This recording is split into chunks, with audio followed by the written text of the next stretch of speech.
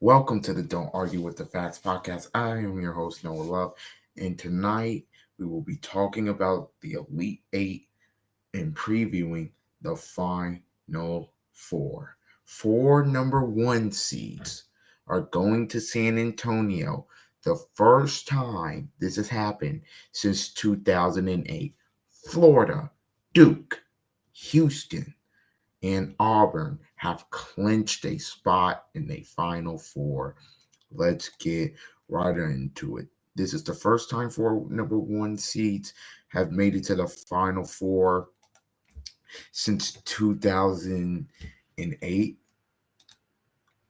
The Final Four 2008, it was Derrick Rose, uh, obviously in Memphis, they were a one seed. North Carolina made it, they were a one seed.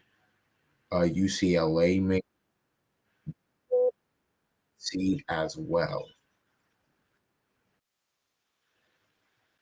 in Kansas. Yeah, so there's four number one seeds, and now we got four more. Let's start off with the best game of the whole entire Elite Eight, Florida and Texas Tech. Florida comes back from behind to defeat Texas Tech in the West Regional Final to advance to the Final Four. Look, this game had it all. Texas Tech got Chance McMillan back. This was a heck of a basketball game. Texas Tech was the better team probably through 36 minutes, I would say. They had a 9-point lead with about 3 minutes to go, but Florida would not be denied. They finished on an 18-4 run. Thomas Hawk, I believe I'm saying his name right, off the bench was massive. He had 20 points and 11 boards. He was massive. But we know who the difference in this game was. It was Walter Clayton Jr. That man, Elijah Martin, he'd been great in tournament, didn't have a great game. Will Richard didn't really have a great game. But Walter Clayton Jr. said, don't worry, I got this. And he led them to San Antonio. I thought Texas Tech, there was a portion in that game where I was just like, Florida, they can't get a stop. And mainly because Darian Williams and JT Toppin were bullying the bigs of Florida. They just said, look, you might be taller than us, but you're not in our weight class. And there was times backed them down, got to the shoulder too. Florida won, which I give them credit. They won. But Texas Tech was the better team in this game. Texas Tech should have won this basketball game. We talked about how in the Thursday night Sweet 16, uh, how Texas Tech, Arkansas was the better team in that basketball game. Today or yesterday, Texas Tech was the better team in that basketball game. But Florida ends up winning and advancing to the Elite Eight, to the Final Four. Great, incredible by Florida. Look, Florida, the last month of the season, they've kind of emerged as that best team. We thought, well, coming to the tournament, that's what we thought. We'll get to who should be the favorite in the Final Four in a minute. Uh,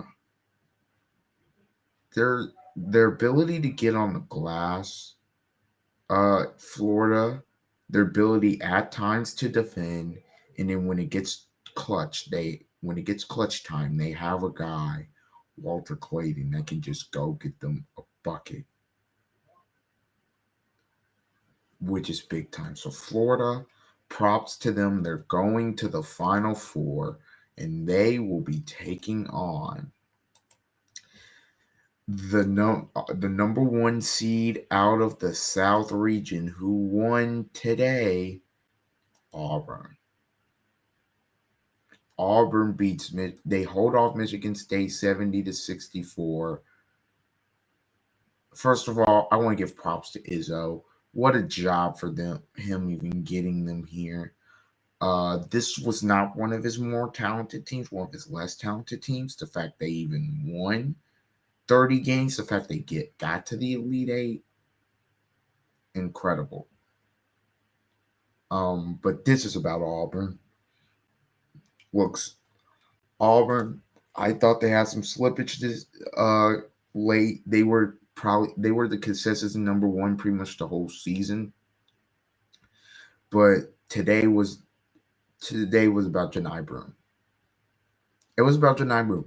Johni Broome, 25 points, 14 boards. Now he got injured. You didn't know what he hurt. It was a scary sight. You were and he told Bruce Pearl asked him if he was okay. He told him no. He told his teammates finish the game. And I thought, oh my goodness, even if Auburn wins, are they going to have him for San Antonio? Well, he had his realest read moment, ran back onto the bench. I thought, okay, he's going to be on the bench. Then he's like, oh, he's checking in. And then he knocked down the three big time. Michigan State didn't stop. They just kept fighting. They gave everything they had. Their backcourt just Akins, okay, at 15, but they didn't start off well. Trey Holloman, 2 points over 10, just could in the biggest game of the season. If he had played better, you could have made the argument that Michigan State would have won the game or played a little bit better considering they only lost the game by 6. But Auburn is going to the Final Four. They missed some open threes in this basketball game. I mean, I think Miles Kelly, the last 2 games he hasn't really shot it well. I thought Chad Baker-Mazara missed some open threes. I thought offensively they could have been better. I thought defensively that's the most locked in I've seen them in the past month. Michigan State, like they crashed the glass. They got some second opportunities. Like Michigan State, they had 13 offensive rebounds. Like Michigan State, I thought they out rebounded Auburn. I thought in terms of defense in the glass, which I thought would be 2 of the biggest things, they played really well. But when it gets to a point where like you can't buy a shot, it kind of hurts. Look, they started Sapala and Kohler, obviously for the 2 big sets. I thought, look, Dylan Cardwell all season, he does things that won't show up on the box screen. Great screener, alters shots at the rim. He is a big time piece for Auburn, obviously. I thought he was really good in this game. I thought, look, Michigan State guards, they didn't give them enough. They were close in this game, very close. But Auburn, again, just able to hold them off. And Auburn in Florida, it's an all SEC matchup that we will preview a little bit later on this week, talking about this game to the Final Four. Winner advances to the national title game. That game's going to be insane. It's going to be about the guard play and how will they play Broome. Look, Florida went into the jungle earlier this season and beat Auburn 90-81. That was the game that kind of caught my eye and be like, okay, they are national title potentially good. I think they did it without one of their guards. Florida and Auburn is going to be a great game. Auburn, they're going to have to play better. They cannot miss the shot. By the way, Chaney Johnson gave them a lift off the bench. They cannot shoot the way they play. To me, the key is going to be Todd Pettiford. He played really well against Michigan, and I think today he played decent. Now he didn't shoot it as great. Like they didn't shoot the ball good, but against Michigan State, the way they play, rugged, slow it down type of game. That's how they want you to play. They want you to play more in the half court. Auburn, obviously, their advantage is kind of get out and run against teams like that because they're more athletic. So yeah, I just Auburn number 1 overall seed gets it done in Atlanta. They will be taking on Florida, and that's gonna be one heck of a game. Let's just get this. Houston advances to the Final Four. They beat Tennessee 69-50. This game was over in the first 10 minutes. It felt like Tennessee could not make a shot. Honestly, they could not make a shot. It felt like Kelvin Sampson. Look, say what you want about him. The last couple of years, you could have made the argument they could have went to a Final Four, but they got injured. This year, they don't get injured, and they advance to San Antonio, where there will be a lot of Houston fans there, because Houston, Texas. There will be a lot of Houston fans there. All the 4 of the fan bases will travel, but I think defensively, defensive masterclass. When you hold a team to 15 points in the first half, you are doing something right. Look, they got hot at the end of the game from 3. Emmanuel Shard hit some big ones. That was the dagger. He had 16. Look, Houston, against them, they're not particularly going to light up the scoreboard, but they are going to guard. They are going to rebound. Have 14 offensive rebounds. Out rebounded Tennessee by 7. Houston didn't do anything special today. They just played Houston basketball. They guarded. Chaz Lanier, 4 of 18, 2 for 12 from 3. Great job. The only one who you felt like, that really wasn't affected by Houston defense with Jordan Gainey. Gainey has 17 points. He was efficient in what he did. Look, the pin downs didn't work. Their plays didn't work. And once Tennessee could not go off the dribble, it was cooked. It was cooked. It was cooked. I thought Houston did a great job in the first half of just limiting the second chance opportunities. They affected Tennessee's rhythm. They just manhandled them. This game, it was shocking at how they manhandled them because Tennessee's a tough team too. So I'm thinking it's going to be a defensive struggle. It was a defensive struggle at times. And Tennessee, they showed some signs of life in the second half, but you never really felt like, this game, they're in danger right here. You never really felt like that. Houston, they're 34-4. Look, Sampson, 2 straight years of winning the Big 12. They win the Big 12 tournament title. Now they're going to a Final Four. They have been fantastic, and they're doing it with guys who may or may not be in the NBA. Most of those guys may not be, or probably not going to go to the league. But the way they play and the style they play, it's just incredible. Sampson gets them to their second Final Four in 5 years. And if you think Houston basketball is going anywhere anytime soon, you'd be mistaken. Sampson, you can make a case, underrated coach of college basketball. Houston have been under the radar pretty much all year. They had the rough start in the Players Era tournament, lost some games there, but then they just, again, when we got the Big 12 play, they were ready. They played hard. They played defense. They played well. They dominated in the Big 12. So yeah, Houston, legit. They're going to the Final Four in their home state, but they gonna have some trouble against this team because they're facing the best team in the country as right now, who I think should be the favorite.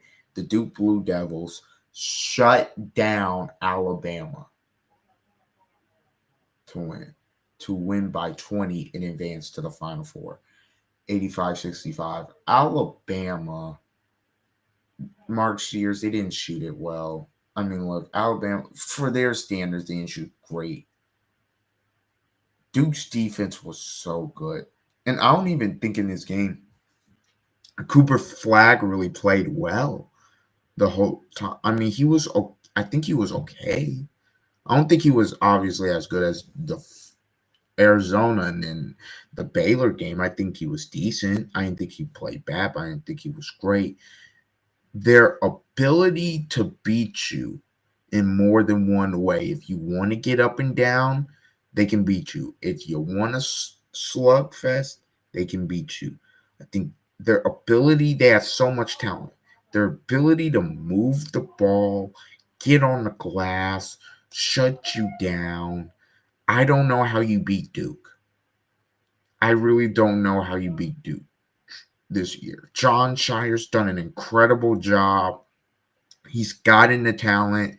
I mean, look, last year you thought, okay, as a 4 seed going against Legacy, even though they were white hot, NC State should probably win. They didn't do it this year. 1 seed facing a great Alabama team. It made it to the Final Four. Tyrese Proctor has 17. I talked about how he was going to play better against Alabama. He did. Con Kanipo, who's probably going to be an NBA player, 21 points. I know this is a little bit off topic, but we talked about the 1 seeds in the Final Four. First time since 2008.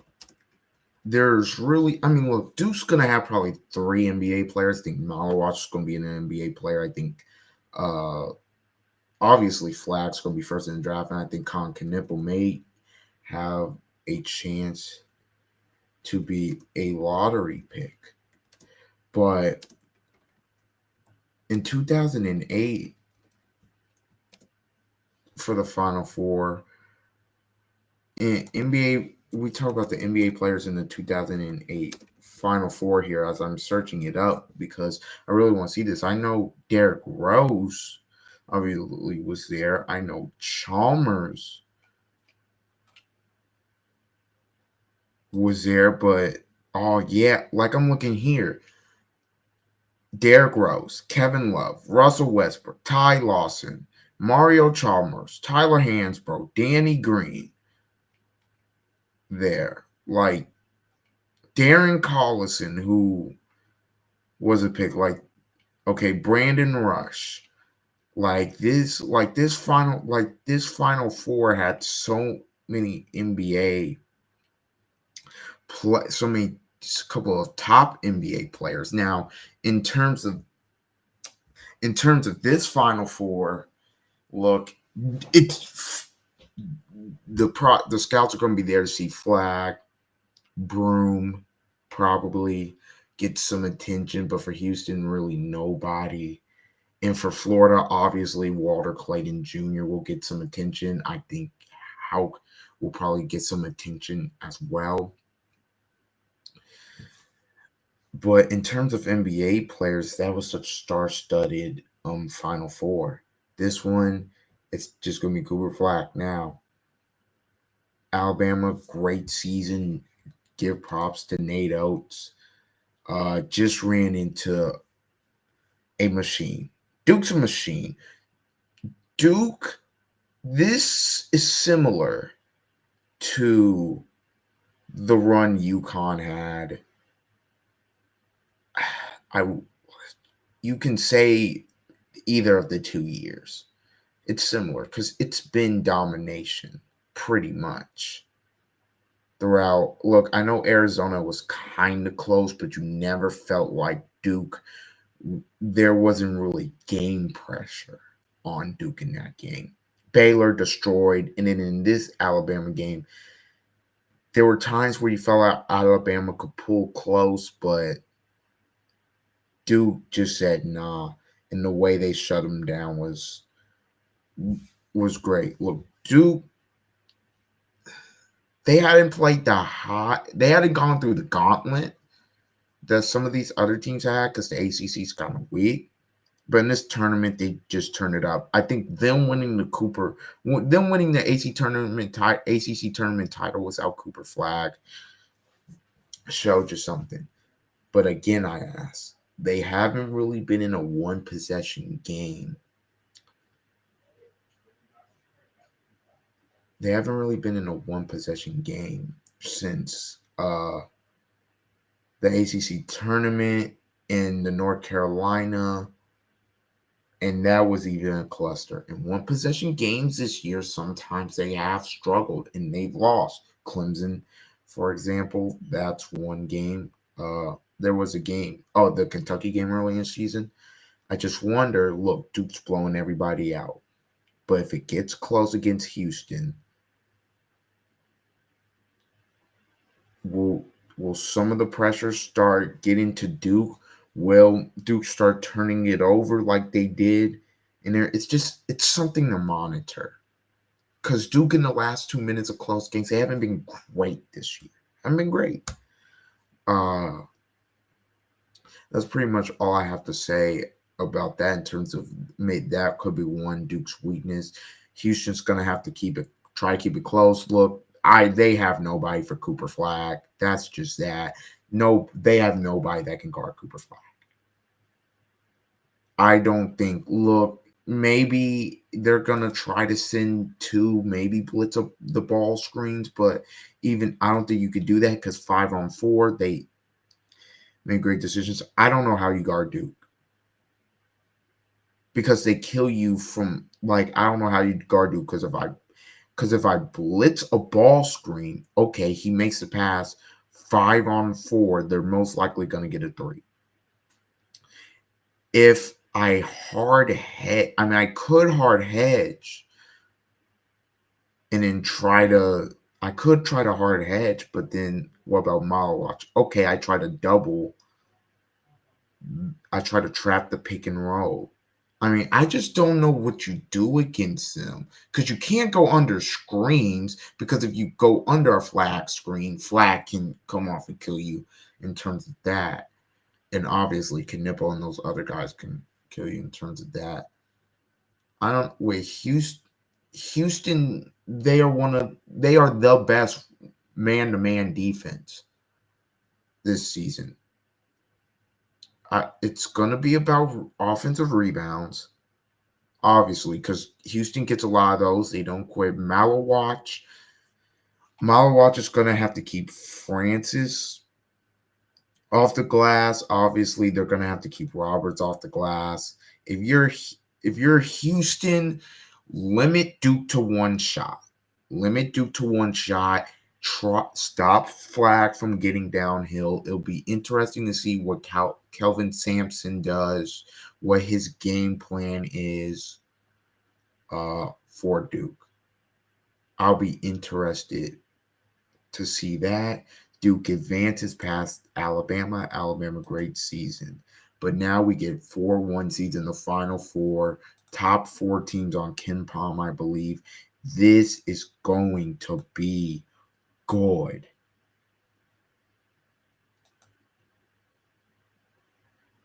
Saturday. That's the thing. Nobody watching that college basketball crown. This is it right here. San Antonio. Early lines. Florida's favored by 2.5 over Auburn. Duke's favored by 4.5 over Houston. That's how I would have it.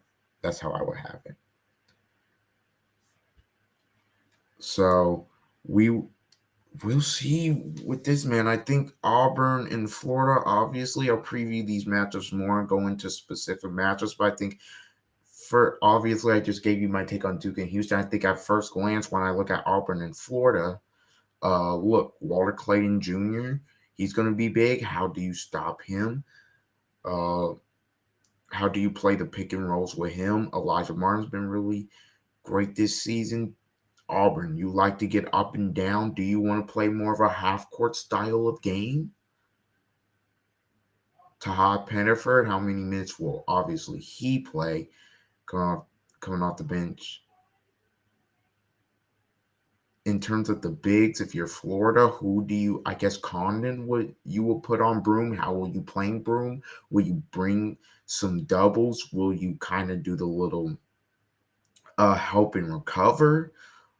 Try to make them pick up the ball early in the post. If you're Auburn, do you the pick and pops? Um, how many of those do you run? Because Broome could step out and make it. Defensively, how do you try to contain, obviously, the guards, Elijah Martin? How will you play Thomas Houck when he comes into the game? Just all that stuff. This is the best Final Four in a while. I know a lot of people don't like chalk and final, but this is the best. This is the best Final Four.